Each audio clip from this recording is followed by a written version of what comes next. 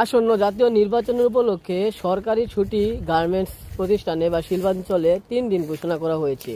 কিন্তু এর জন্য মালিক পক্ষ দাবি করেছে 1 দিন, আর বাকি 2 দিন নাকি সমন্বয় ছুটি হিসেবে তাদের দাবি করা হয়েছে, যাতে সমন্বয় ছুটি হিসেবে ধরা হয়। আমাদের দাবি একটাই, আমাদেরকে 3 দিনই ছুটি দিতে হবে। সমন্বয় ছুটি আমরা চাই না। আমরা ঈদের যে জেনারেলগুলো আছে এগুলো খাটতে খাটতে আমাদের জীবন শেষ। শুক্রবার সপ্তাহে 1 দিন বন্ধ পাই, তাও আবার ঈদের জেনারেল খাটতে খাটতে জীবন শেষ। আবার নির্বাচনের যদি সমন্বয় ছুটি হিসেবে ধরা হয় তাহলে ওইটারও আবার আলাদাভাবে আমাদের জেনারেল ডিউটি করতে হবে। তাই আমরা যারা গার্মেন্টস শ্রমিক আছেন তাদের একটাই দাবি, আমরা সমন্বয় ছুটি চাই না। যদি আমাদেরকে 3 দিনের ছুটি দিতে পারে সরকার তাহলে আমরা ভোট দিব, আর নয়তো আমরা ভোট দিব না। আমাদের দাবি একটাই।